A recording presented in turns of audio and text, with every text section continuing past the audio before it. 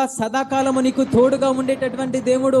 ఒక రోజున ఒక కుమారుడితో తండ్రి చెప్తున్నాడు, నా కుమారుడా నువ్వు ఎక్కడికైనా వెళ్ళు, ఏమైనా చేయి, నేను నీకు తోడుగా ఉంటాను అని చెప్పి ప్రతిరోజు కూడా స్కూల్కి వెళ్ళేటటువంటి ప్రతి సమయంలో కూడా ఆ యొక్క కుమారుని మెడ మీద పెట్టి ముద్దు పెట్టుకుని, నా కుమారుడా నువ్వు దేనికి కూడా నువ్వు భయపడమాక, నేను నీకు తోడుగా ఉంటాను, నువ్వు ఎక్కడికి వెళ్ళాలన్నా ఏం చేయాలన్నా నువ్వు భయపడకుండా ధైర్యంగా చెయ్యి, నేను నీ వెంటే ఉంటాను నా కుమారుడు అని ఆ కుమారుడితో ఆ తండ్రి చెప్తున్నాడు. తండ్రి చెప్పినప్పుడు యథావిధిగా కుమారుడు స్కూల్కి వెళ్తాం. ఒక రోజున స్కూల్ నుంచి ఒక భయంకరమైన వార్త వచ్చింది. ఏంటంటే ఆ భూకంపం వచ్చేసినటువంటి సమయంలో ఆ స్కూల్ అంతా కూడా ఇదిగో పేకలు కనుక మనం ఇల్లు కట్టినట్టయితే ఏ విధంగా అయితే కుప్పకూలుతాయో అదే రీతిగా ఆ యొక్క భవనం అంతా కూడా స్కూల్ అంతా కూడా కుప్పకూలి ఆ ఉన్నటువంటి పిల్లల మీద పడి పిల్లలందరూ కూడా నశించిపోతే భయంకరమైన వార్త తండ్రికి వచ్చేసింది. ఆ తండ్రికి వచ్చినప్పుడు పరుగున ఆ తండ్రి ఏం చేస్తుంటే పరిగెత్తుకుంటూ కన్నీరు విడుస్తూ ఆ యొక్క స్కూల్ దగ్గరికి వెళ్ళి, అప్పటికే అనేక మంది తల్లిదండ్రులు అక్కడికి తల్లిదండ్రులు వచ్చేసి భయంకరంగా ఏడుస్తూ, నా కుమారుడా నా కుమార్తె ఏంటి నీకు పరిస్థితి అని భయంకరంగా ఏడుస్తుంటే ఈ తండ్రి కూడా అక్క స్కూల్ దగ్గరికి వెళ్ళిపోయాడు. కన్నీరు కారుస్తూ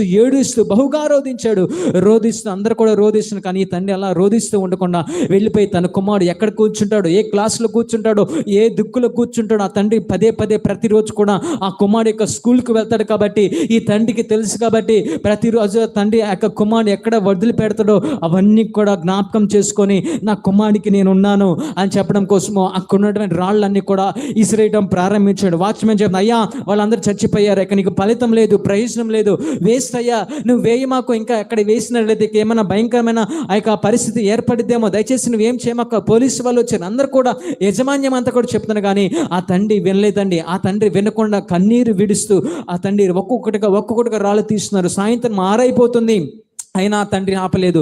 సాయంత్రం 8 అవుతుంది, ఆ తండ్రి ఆగలేదు. రాత్రి 11 అయింది, అయినా ఆ తండ్రి కూడా ఆగకుండా అన్ని కూడా తీసేస్తున్నారు. ఇక మిగిలిన తల్లిదండ్రులు కూడా ఏడుస్తున్నారు, అక్కడే ఉండి ఏడుస్తున్నారు, నా కుమారుడు చచ్చిపోయాడు, నా కుమార్తె చనిపోయిందని అందరూ కూడా డిసైడ్ చేసుకున్నారు. చివరికి ఆ యొక్క తండ్రి రాత్రంతా ప్రయాసపడ్డప్పుడు ఉదయం అయ్యేసరికి ఆ రాళ్ళన్నీ ఒక్కొక్కటిగా తీస్తుండగా ఆ యొక్క రాళ్ళ సందుల్లోంచి ఒక స్వరం వినిపించి, దట్ ఈస్ మై డాడీ, అదిగో నా తండ్రి నా కోసం వచ్చాడు, నా కోసం వచ్చాడని ఒక చన్నటి స్వరము ఆ యొక్క భయంకరమైన పరిస్థితిలో ఆ రాళ్ళ మధ్యలోంచి వచ్చినప్పుడు ఆ తండ్రి గుర్తించగల, ఎస్ ఇది నా కుమారుని స్వరమే. నా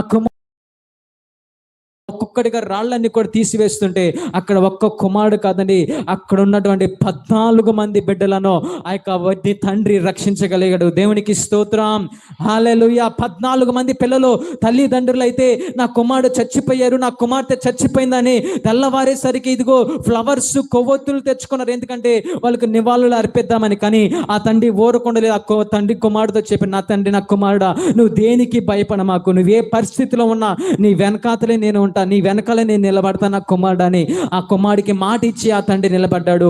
తన కుమారుడితో పాటుగా 14 మందిని కుమార్తెలను ఆ తండ్రి రక్షించాడండి. ప్రియరామ్, ఈరోజు దేవుడు నీతో కూడా మాట్లాడుతున్నాడు. ఆ దేవుడు సర్వశక్తిమంతుడు, నా దేవుడు సదాకాలం నీకు తోడై ఉండేటటువంటి దేవుడు. అట్టి దేవుడిని ఈరోజు మనం